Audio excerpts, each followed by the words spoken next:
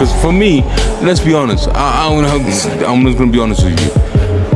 If I get to a point of violence, I don't want violence to stop me.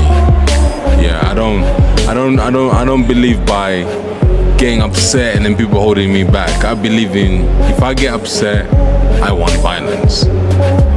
And he knows how to shout houses down and make threats and swear and all the rest of it, because he creates chaos wherever he goes. And for whatever the reason, the public, they love that. You could leave my son Tyson's name out of your mouth. What? Leave his name out of your mouth. You're good enough to suck his dick, mate. Tyson come to spar me and I treated them like a bitch. Nobody. They're just irrelevant people now. Let me tell you, in boxing, mate, people are only interested in current champions, men who's doing stuff today, who's getting in and fighting. No one wants to know about an. One explosive press conference was all it took to throw the boxing world into chaos. What should have been a routine promotional event quickly became the center of controversy, with heated exchanges overshadowing the sport itself. Within hours, some of boxing's biggest names were sharing their opinions, each offering a different perspective on the incident. From Derek Chisora and Froch to Darren Till, Tony Bellew, Johnny Nelson, Eddie Hearn, and Tyson Fury. Little John. What are you gonna do? I'm on my own. Get you at your security, not your you're a ming. Pair of houses. I'll absolutely tear you upside down. What? Yeah, be quiet, little John. Go back to your Froch Tyson, got blood on your seen all heard of you. You laid back. The reactions painted the picture of a moment that continues to divide the boxing community long after the cameras stopped rolling.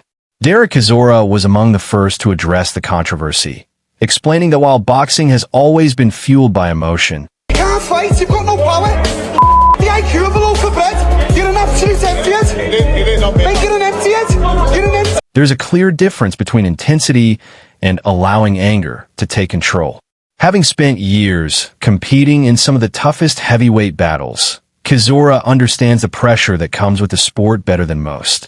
His comments suggested that experienced figures should always remember the responsibility that comes with representing boxing on a public stage. You never bought me dinner. You've made so much money on this. You never say, you know what, Derek, we've been running for 13 years. There's a pair of Jordans, or there's a t-shirt, there's a... Darren Till also made his feelings known without hesitation, never one to shy away from speaking his mind. The former UFC star criticized the events that unfolded and insisted he would not be intimidated by confrontation. His response quickly spread across social media, with supporters praising his confidence, while others believed the entire situation reflected poorly on everyone involved. Mental health issues, it's evident to see. And rather than just go back and forward with him and yada yada yada, saying he's deluded and all that, I'm just going to pray for him and I'm going to ask God to help him. Former world champion Johnny Nelson took a calmer approach, acknowledging that boxing personalities often operate with intense emotions. At the same time, he emphasized that self-control remains one of the most important qualities any respected figure can display. Nelson warned that when emotions repeatedly spill over into public events, me a friggin' shithouse. A friggin' shithouse. To me, when you call somebody a shithouse, it means they're a bottle job. Means they're scared to fight anybody. I fear no man born from his mother. I don't even know what that means, but he's called me a has-been. What's all this has-been business? People are only interested in current champions, men who's doing stuff today, who's getting in and fighting. No one wants to know about an has-been. And that's all these people are, has-beens. That comes from somebody who's a never-been. Have you ever been to call me a has-been? Has-beens, it makes no sense. It's ridiculous. It comes from a jealous place. Because they're friggin' jealous, because they're nobody. I've never been jealous. I'm happy for boxers that get paid good money for doing the hardest, what I consider to be the hardest sport in the world. He's been a champion of the world, but I'll tell you what, he's not a champion of the world man, is he? He's a first-class shithouse, wants to kick up the arse. John Fury, there's no jealousy. I've never been a has-been. Once a champion, the conversation shifts away from the athletes and toward unnecessary controversy. Perhaps the most unexpected reaction came from Tyson Fury. Rather than escalating the discussion, Tyson appeared focused on reducing tensions and moving attention back toward boxing itself. I wasn't there when it happened because we was inside doing whatever we was doing, other interviews I think, and somebody showed it to me. I see John with his cut head. Look, that's not what we want. I don't want to see that happen. No one does. But I understand now both sides have made it up. They've apologised. So hopefully it's all in the past and we can concentrate what everybody's out here for, which is a... His measured response stood out because many fans expected him to strongly defend his father regardless of the circumstances. Carl Froch also entered the discussion, standing firmly behind his own accomplishments while refusing to become consumed by personal insults. The former super middleweight champion reminded fans why his achievements inside the ring continue to earn respect throughout the boxing world. That to everyone. I'm here to do what I'm here to do. And I couldn't give a fuck if I bumped into John Fury and the family in the street now, because it's on them what they want to do. They're more asked about me than I'm asked about them, so if they want it, I'll have it with every fucking single one of them in the street, and I'll get my head completely smashed in. Froch's composed response was praised by many who believed experience and professionalism should always come before emotion. Promoter Frank Warren later attempted to calm the situation by explaining that apologies had been exchanged and encouraging everyone to move forward. While some appreciated his efforts to restore peace, others argued that the incident had already become too significant to disappear quietly. The debate only grew louder as more respected voices entered the conversation.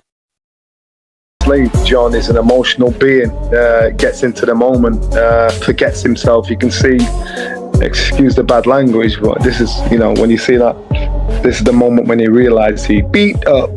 It was that, when John had done it, like, shit, what have I done? But he had to own it. I think the pressure was on.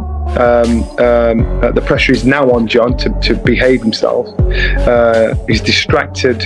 A lot of attention. Darren Till continued speaking openly, insisting that once emotions reached that level, the fallout was inevitable.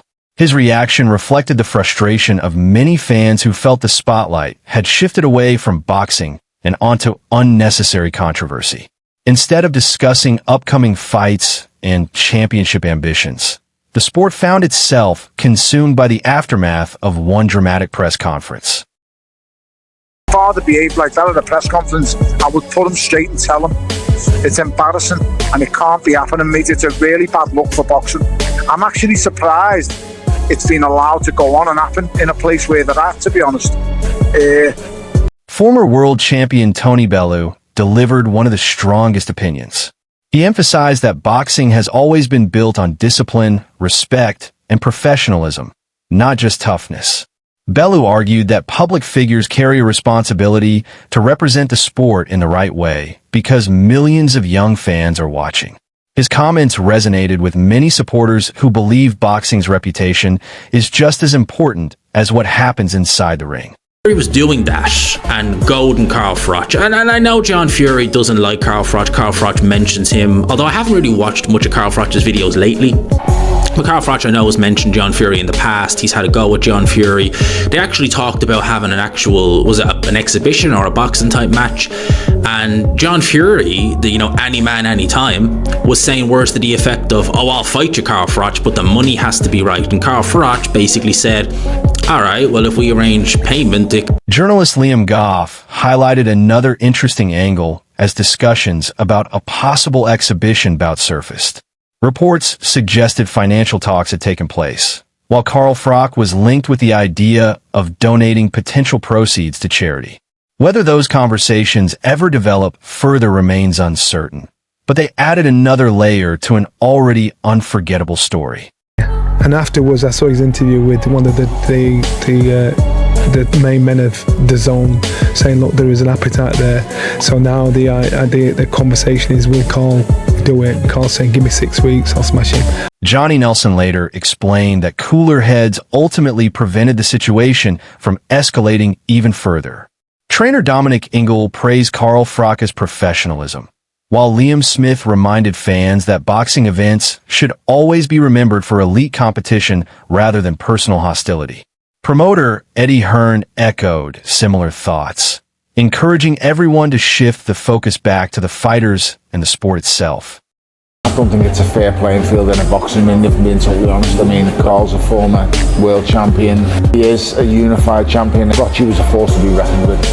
So if it's in a boxing ring, I don't think that's very fair on Darren. But if it is, you know, if they two were to meet in a dark alley somewhere, I don't think Carl's coming out the same guy. One thing is certain. A press conference designed to build excitement became one of boxing's biggest talking points for all the wrong reasons. Do you think John Fury crossed the line, or has the entire controversy been blown out of proportion? Let us know your opinion in the comments below.